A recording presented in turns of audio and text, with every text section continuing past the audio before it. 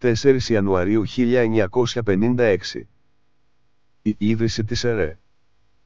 Το 1955 η Μεσόγειος, η ευρύτερη γειτονιά της Ελλάδας και η ίδια η χώρα περνούσε κρίσιμες και επικίνδυνες στιγμές.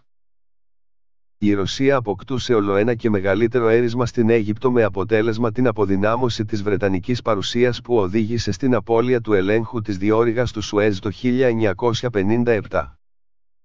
Ο Γαλλοαλγερινός πόλεμος μενόταν και στη Μέση Ανατολή ήταν πρώτον πυλών το ξέσπασμα νέων γενικευμένων συγκρούσεων μεταξύ του Ισραήλ και των Παλαιστινίων. Στην Κύπρο είχαν ενταθεί οι διώξεις των Βρετανών εναντίον των αγωνιστών της ΕΟΚΑ, ενώ η Τουρκία είχε ξεκινήσει ένα πογκρόμ εναντίον των Ελλήνων της Κωνσταντινούπολης και των νησιών της Ίμβρου και της Τένεδου.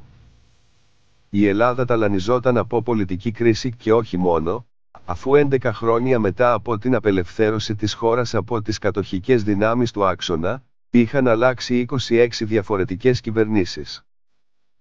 Μετά τις εκλογές του 1952 και τη νίκη του ελληνικού συναγερμού με ποσοστό 49,22% ο ηγέτης του κόμματος Αλέξανδρος Παπάγος ορκίστηκε πρωθυπουργός. Τα επόμενα 2 χρόνια φάνηκε η χώρα να ανακάμπτει οικονομικά με την επιτυχημένη νομισματική πολιτική του Υπουργού Συντονισμού Σπυρίδωνα Μαρκεζίνη και να σταθεροποιείται πολιτικά. Όμως αυτό ήταν πρόσκαιρο. Το 1954 επήλθε η ρήξη μεταξύ Παπάγου και Μαρκεζίνη, οπότε ο τελευταίος αποχώρησε από την κυβέρνηση και ίδρυσε δικό του κόμμα, το Κόμμα των Προοδευτικών. Το 1955 η υγεία του 72χρονου Παπάγου επιδεινώθηκε σοβαρά λόγω της παλαιάς του ασθένειας από φυματίωση. Ο Παπάγος διαφαινόταν ότι δεν θα ξεπερνούσε το πρόβλημα. Τότε σε προσωπικό και σε θεσμικό επίπεδο, ο βασιλιάς Παύλος ζήτησε την παραίτησή του, ώστε με ομαλό τρόπο να υπάρξει διαδοχή στην ηγεσία της χώρας. Ο Παπάγος αδυνατούσε να ανταποκριθεί στις προκλήσεις της εποχής του, αλλά συνάμα αρνιόταν πεισματικά να παραιτηθεί. Τότε οι 2 αντιπρόεδροι της κυβέρνησης, ο Παναγιώτης Κιανελόπουλος και ο Στέφανος Στεφανόπουλος άρχισαν να ανταγωνίζονται για να αντιμετωπίσουν το αναπόφευκτο, τη χειρία της Πρωθυπουργίας. Όμως αυτές οι διεργασίες ουσιαστικά δίχασαν το κυβερνών κόμμα. Τελικά την 1η Οκτωβρίου 1955 ο βασιλιάς ζήτησε επίσημα την παραίτηση του Παπάγου, αφού οι 2 αντιπρόεδροι είχαν εντελώς διαφορετικές προσεγγίσεις στα κρίσιμα ζητήματα των εξωτερικών υποθέσεων της χώρας, οπότε η κυβέρνηση δεν μπορούσε να χαράξει την πολιτική της. Και πάλι ο Παπάγος αρνήθηκε να παραιτηθεί. Στις 4 του μηνός ο Παπάγος διόρισε προσωρινό αναπληρωτή πρωθυπουργό τον έναν αντιπρόεδρο της κυβέρνησης και υπουργό εξωτερικών, τον Στέφανο Στεφανόπουλο. Λίγες ώρες αργότερα ο Παπάγος εξέπνευσε, οπότε η κυβέρνηση διαλύθηκε. 2 ημέρες αργότερα ο βασιλιάς διόρισε προσωρινό πρωθυπουργό τον Κωνσταντίνο Καραμανλή. Αυτή η επιλογή ήταν σοφή όπως αποδείχθηκε. Ο Καραμανλής δεν είχε αναμειχθεί στην κούρσα διαδοχής του Παπάγου, οπότε δεν υπήρχε κίνδυνος άμεσης διάσπασης του κυβερνώντος κόμματος. Επιπλέον ο Καραμανλής ήταν το πιο επιτυχημένο στέλεχος της κυβέρνησης Παπάγου ως Υπουργός Δημοσίων Έργων, επί των ημερών του οποίου τέθηκαν οι βάσεις για την ανασυγκρότηση της χώρας στον τομέα των υποδομών. Πέραν τούτων ο Καραμανλής διατηρούσε καλές σχέσεις και με το Παλάτι, οπότε διαφαινόταν μια καλή συνεργασία μεταξύ των 2 θεσμών. Όταν ανακοινώθηκε η πρωθυπουργοποίηση του Καραμανλή, ξεσηκώθηκε θύελλα διαμαρτυριών από τις φατρίες του ελληνικού συναγερμού. Ωστόσο όταν ο Καραμανλής κέρδισε την ψήφο εμπιστοσύνη στη Βουλή με 200 ψήφους υπέρ και μόλις 77 κατά, τα πνεύματα καταλάγιασαν. Ο Καραμανλής είχε καταστήσει σαφές ότι η παρούσα κυβέρνηση θα ήταν βραχίας διάρκειας. Επιπλέον γνώριζε πως δεν θα μπορούσε να κερδίσει τις επόμενες εκλογές με ένα φθαρμένο και διχασμένο κόμμα, τον ελληνικό συναγερμό. Έτσι αποφάσισε να ιδρύσει ένα άλλο νέο δικό του κόμμα. Πράγματι την 4η Ιανουαρίου 1956 ανακήρυξε την ίδρυση της Εθνικής Ριζοσπαστικής Ένωσης, που κατέστη περισσότερο γνωστή με το ακρονίμιο της, ΕΡΕ. Ακολούθως στις 19 Φεβρουαρίου 1956 διεξάχθηκαν βουλευτικές εκλογές και η ΕΡΕ κέρδισε την πλειοψηφία των εδρών, αν και σε αριθμούς ψήφων πρώτο ήρθε το κόμμα του Γεωργίου Παπανδρέου με διαφορά 0,77%. Ο Καραμανλής κέρδισε 165 έδρες με ποσοστό 47,38%, ενώ ο Παπανδρέου 132 έδρες με ποσοστό 48,15%. Η Δημοκρατική Ένωση του Παπανδρέου ήταν ένας συνασπισμός 8 μικρότερων κομμάτων που συνεργάστηκαν το 1956 για να αντιμετωπίσουν την ΕΡΕ και διαλύθηκε την ίδια χρονιά μετά από την αποτυχία της να κερδίσει τον Καραμανλή. Αυτοί αποτελούνταν από το Κόμμα Φιλελευθέρων του Παπανδρέου, το Δημοκρατικό Κόμμα Εργαζομένου Λαού των Αριστερών Καρτάλη και Σβόλου, την Ενιαία Δημοκρατική Αριστερά του Πασαλίδη, την Κίνηση Εθνικής Δημοκρατικής Πρωτοβουλίας, το Λαϊκό Κόμμα του Συντηρητικού Τσαλδάρη, τη Φιλελευθέρα Δημοκρατική Ένωση του Σοφοκλή Βενιζέλου, την Εθνική Προοδευτική Ένωση Κέντρου του Σοσιαλδημοκράτη Παπαπολίτικ και το Κόμμα Αγροτών και Εργαζομένων του Μπαλτατζή. Ένα ακόμα αξιοσημείωτο των εκλογών του 1956 ήταν ότι τότε για πρώτη φορά στην Ελλάδα ψήφισαν και οι γυναίκες.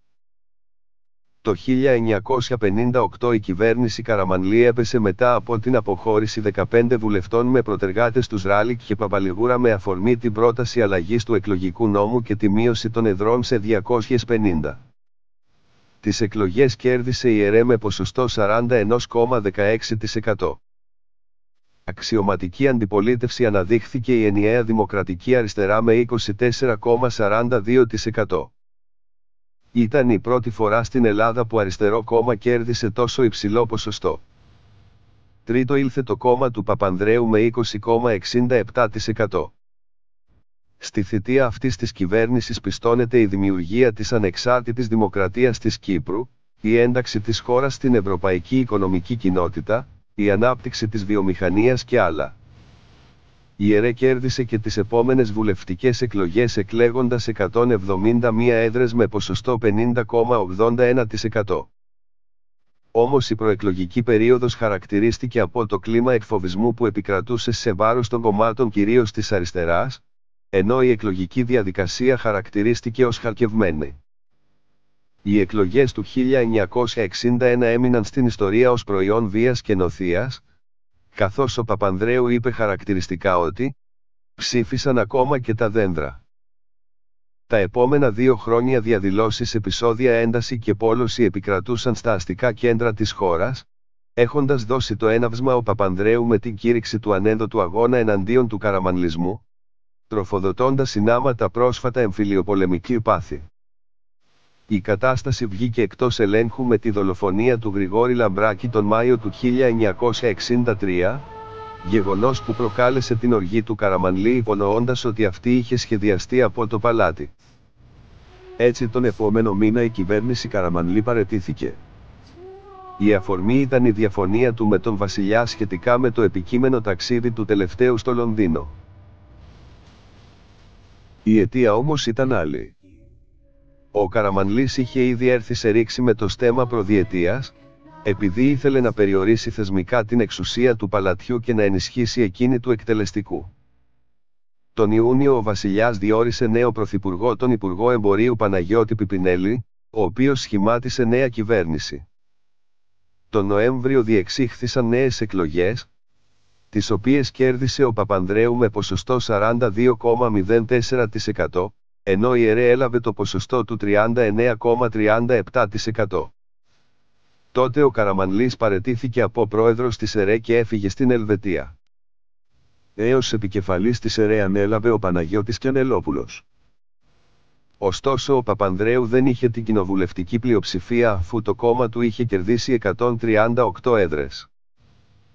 Αφού λοιπόν αυτός δεν δέχθηκε να συνεργαστεί με το τρίτο κόμμα, την Ενιαία Δημοκρατική Αριστερά που είχε εκλέξει 28 έδρες, η χώρα οδηγήθηκε εκ νέου σε εκλογές. Στις εκλογές του Φεβρουαρίου του 1964 ο μεγάλος νικητής απόντος του Καραμανλή ήταν ο Παπανδρέου, κερδίζοντας ποσοστό 52,72% και 171 έδρες. Λίγες ημέρες αργότερα απεβίωσε ο Παύλος και νέος βασιλιάς τεύθηκε ο Κωνσταντίνος ο δεύτερος. Ο Παπανδρέου δεν προσπάθησε να διατηρήσει καλές σχέσεις με τον ανώτατο θεσμό του κράτους, ενώ δεν κατάφερε να διατηρήσει τη συνοχή στο εσωτερικό του κόμματός του. Οι σχέσεις πρωθυπουργού Παλατιού οξύνθηκαν ακόμα περισσότερο με τη δραστηριοποίηση της αντιβασιλικής οργάνωσης μέσα στο στράτευμα, που είχε την κωδική ονομασία Ασπίδα, οπότε ο νέος μονάρχης μεθόδευσε την απομάκρυνση του Παπανδρέου από την εξουσία. Από το 1965 έως το 1967 επικράτησε πολιτική κρίση στη χώρα με τον σχηματισμό 5 διαφορετικών κυβερνήσεων.